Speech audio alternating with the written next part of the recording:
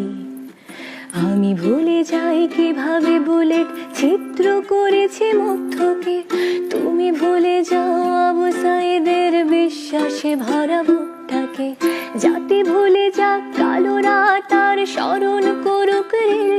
Party তো অনেক party আছে, তার দেশে গণতন্ত্র দিতে চায়, সুশাসন দিতে চায়, গণতন্ত্রের প্রাতিষ্ঠানিক রূপ দিতে চায়। পার্টির মধ্যে কতটুকু গণতন্ত্র আছে, কতটুকু পার্টির মধ্যে সুশাসন জবাবদিহিতে আছে।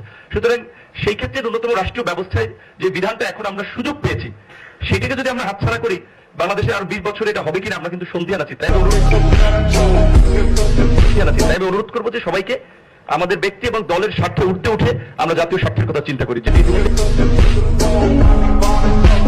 যেটি ইতিমধ্যে এসেছে।